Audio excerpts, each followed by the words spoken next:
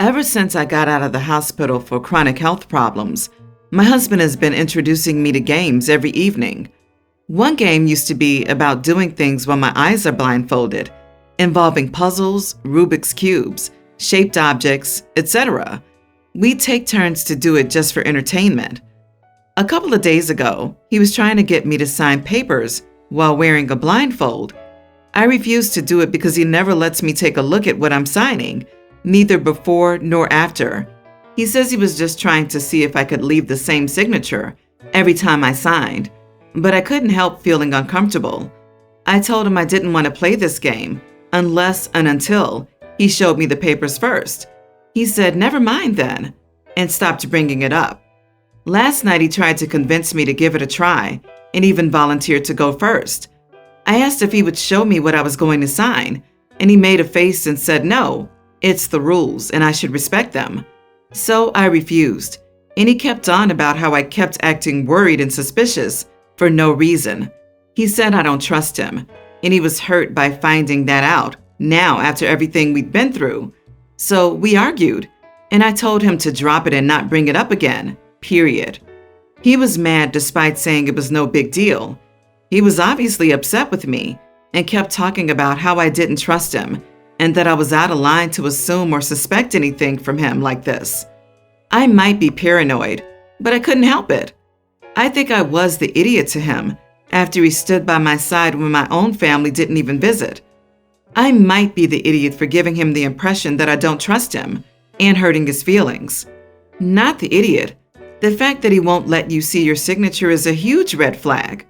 I'm concerned that all the games he introduced you to were just a way of conditioning you to believe the signature is innocent. OP, please be sure you tell a trusted person what has happened.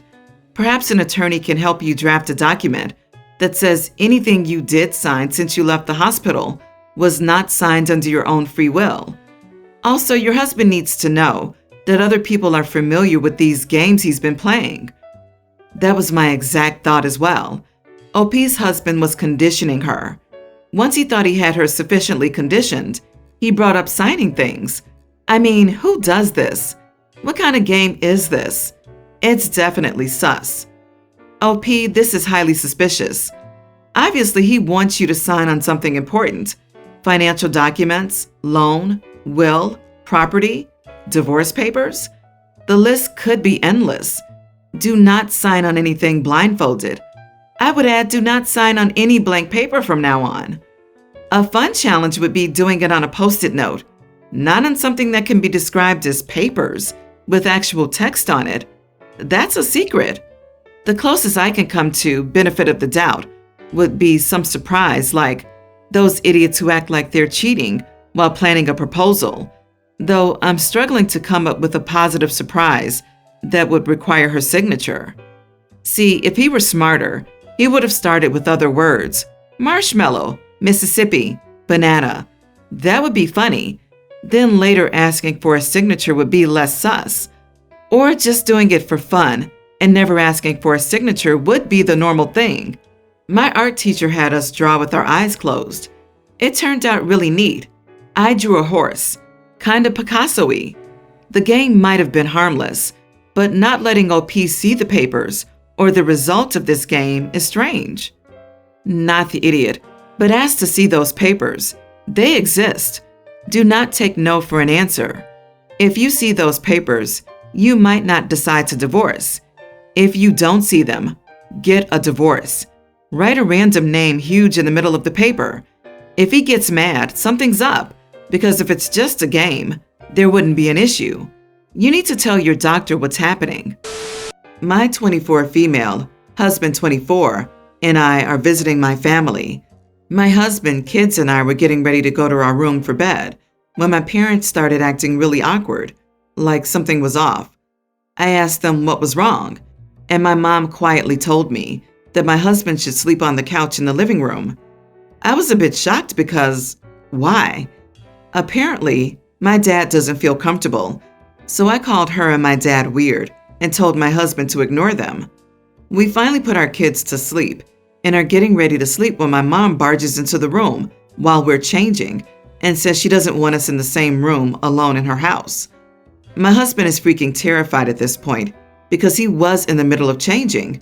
So he leaves for the couch, and my mom says she's sorry, but she's not in the mood to deal with my dad's complaining all night.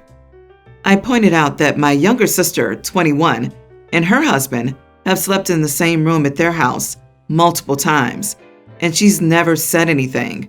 And she goes, "Well, your husband's white, so your dad feels weird." I was over it, so I said fine. I got up at like 4 a.m. to drink some water, and I saw my husband wide awake just lying on the couch. He said the couch was uncomfortable, which, yes, it is. So I sat down next to him, and we both accidentally fell asleep. I woke up later to my mom freaking out. She was whisper yelling so she doesn't wake up my dad, and asked if we're that codependent on each other that we can't spend one night alone. I tried explaining that it was a mistake, but she kept calling me disrespectful and said I was selfish, etc. I was upset, but my son called for me, so we ended our conversation. Now I'm wondering if I really am the idiot in this situation. My mom says I am because I was selfish, disrespectful, and completely disregarded how difficult her life would have become if my dad had found us. The whole thing is that it was an accident. I'm 24 and my dad is being weird, and my sister's husband doesn't have to do this. So why does mine? Am I the idiot? Edit. My family and I are South Asian. Not the idiot. What? What kind of shenanigans is this? I don't see why your dad has any issues with you sleeping in the same room with your husband. You guys have kids, so clearly sex has happened. And why is it any different that he's white? Do they treat your kids differently because they're half white? If they do, you need to step up and protect your children from your bigoted parents. And step up for your husband too. Seriously, if this were me, I'd be packing up my family and going to stay in a hotel for the remainder of the visit, and then rethink any future visits from here on out. They are married and expected to sleep apart, and for what? The color of her husband's skin? Have they always been like this? Or is this something that OP is just learning about their parents? You are the idiot, not for sleeping on the couch, but for standing up for your husband against the blatant discrimination shown here. Plus, your mom stormed in when you and your husband were changing, which your husband clearly said he felt awkward about. OP leave the house and refuse to come back or visit without getting an apology to your husband and clear rules that are equal for you and your sister. Excuse me? You are adults married to each other with 2 children, and your father can't handle that you are still all of these things while in his house. My God. And somehow, your mother's responsible for enforcing his ridiculous rule? Oh, and if he gets upset, that's her fault. So your father is an idiot, and your mother has become emotionally immune to it from years of trying to survive such raging idiotry. Good grief. Maybe this is your cue to create a bit of distance here, or stay in a hotel, or invite them to your house and have father sleep on your couch. My teen female, brother 18, brings his girlfriend 18 to our house almost every day after school. I go to tutoring 3 days a week, and on these days that I come home later, I frequently find that things in my room have been moved, and sometimes even missing. My brother rarely comes into my room, so I know it's not him. So I suspect that it's his girlfriend. I told him to tell his girlfriend not to touch my stuff, and he seemed offended that I would accuse her. My best friend had given me a box of chocolate for my birthday, and I remember very clearly putting it in the drawer next to my desk. The next day I had tutoring, and when I got home I saw that it was gone. I of course assumed that it was his girlfriend. There was literally no one else in our house. I confronted her directly and asked if she could please return what she took and not go into my room again. She became super defensive and said that she didn't know what I was talking about. I asked if she could just dump out the contents of her bag, and she started crying, which made my brother yell at me. Finally, she admitted to taking the chocolate, and she pulled it out of her bag and threw it across the floor. Unfortunately, it managed to slide underneath the railing of the stairs and exploded on the first floor. I asked her about the other missing stuff, and she admitted to all of it. I said, "Stay away from my room, Tubby," which caused her to bawl as I've never seen anyone her age do before. My brother then told me off and said I should apologize to her I asked, why should I apologize to a thief? And I went into my room. She hasn't come over since that happened. I don't know what's going on exactly, but I don't really care. My brother said that she's insecure and has low self-esteem. She's quite overweight, and that what I said was completely uncalled for. Am I the idiot? Not the idiot. A grown woman sneaking into a child's room and stealing things is low. If you haven't told your parents, you need to. She obviously can't be trusted and shouldn't be allowed in the house. And your brother's balls have been stolen too, if he's still defending her. I wouldn't say that calling her Tubby is very nice, but your brother's girlfriend is seriously audacious if she thinks she can come into your place and just move stuff and steal it. I can't even believe she thinks that is okay. Your mother needs to check her jewelry box. Nah, unless OP's mother has lollipop rings and chocolate medallions, her jewelry box is probably safe from the Tubby bandit. OP, definitely tell your parents. She should not be in your house. Your brother is an idiot. You don't owe her an apology. Yes, it was a low blow to call her that, but her stealing repeatedly is the actual problem here. My son, teen, is autistic and very blunt. You ask him a question and he tells the truth. It's never something I've tried to correct. I don't think it necessarily needs correcting. However, it really upsets some family members. The biggest recently was my brother and his wife are having a baby, and she mentioned wanting to name the baby Michaela Hay, which is a mouthful. She then asked our opinions. My son told her it was spelled weird and didn't like it. She got super upset and started crying. I don't think he did anything wrong. She asked a question and got an answer. He kind of shrugged it off and said he wanted to go home. We went home. That annoyed them even more. It's been a few tidbits. People asking about clothes and hair. He's always honest. With the whole baby thing, everything seems much tenser. Because of that, now whenever someone asks a question, he asks them if they want him to lie or not. They don't like this either. My brother contacted me, telling me I need to discipline my son when he's rude and teach him that being truthfully kind and just being truthful is different. I'm not sure how to explain that one. I disagree. He realized they were getting upset, so now he clarifies before he answers. It's working out well for him. My husband appreciates it a lot more. LOL. This has obviously devolved in a fight, because why wouldn't it in this family? Usually arguments have at least some form of a split, but with this one, it's just me against them, which makes me second guess myself. So, am I the idiot? You are the idiot. You're raising him with the perception that social niceties don't matter, and you're doing him a huge disservice.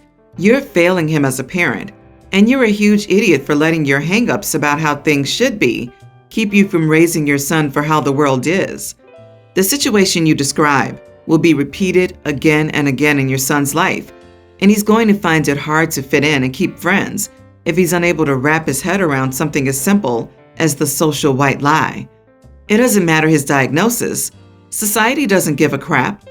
Help him by equipping him with the tools he needs instead of dooming him to social failure because it makes you feel better somehow.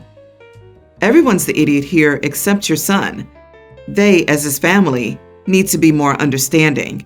You, as his mother, are failing him if you don't help teach him how to exist in a world he doesn't move comfortably in. Teach him appropriate coping mechanisms, of which, do you want me to lie, is not one in most cases. If he asks his boss a question like that, he will get written up or fired. Not the idiot. Your brother and sister-in-law are idiots for saddling a poor child with that name. It will be spelled wrong for all eternity. Can you imagine having to give that name to someone verbally? Jesus, it would take several minutes to walk them through it. I'm not on any kind of spectrum, and that name would definitely make me be equally as honest. So my husband and I have a baby daughter. We didn't tell either side of the family about the pregnancy. Both sides were told after my daughter got out of the hospital. My husband brought the idea of hiding the pregnancy after I had 2 panic attacks about telling our families. I was worried that I would get everyone's hopes up and miscarry like the last time. The only people who knew outside of us were my boss, his boss, and our doctor. We weren't going to post pictures of her or announce her birth until after both of our families got to see her. We sent both sides pictures of her and asked that they wait until we announced on social media. Not an hour after receiving pictures, my mother-in-law posted them. I let that slide. My family didn't mind not knowing. They were just happy about the new baby. His family was furious that we hid our pregnancy. They were upset that they didn't get to do a gender reveal and baby shower. But don't get me wrong, they are happy about our daughter. They love her to death, but I don't think they're ever going to stop telling me about how I hurt them and how could I be so selfish to rob them of the wonderful joys of pregnancy. In a couple of weeks, my daughter will be turning 1. My daughter's the only grandchild currently, and my mother-in-law is dying. As her dying request, she has asked that since we didn't have a gender reveal or baby shower, we should throw a big birthday party for my daughters first. I shut this down immediately. My daughter is a global situation baby that has never really interacted with people outside of the household. It took her a good 30 minutes before she let my parents touch her when we saw them for the new year. She has seen my parents way more often than this because we live closer to them, and she still reacts like that. So imagine trying to do a birthday party for her with 20 plus people she doesn't really see. I can tell you the only thing she would do is bury herself in my chest. My mother-in-law is now upset, and his family's now angry. My husband, because he loves his mother dearly, and she's dying, said that maybe we should just do the party and get it over with, and if anything happens, we'll handle it. I told him that it's not happening because I'm not forcing my daughter into a situation where she'll be uncomfortable just for the sake of others.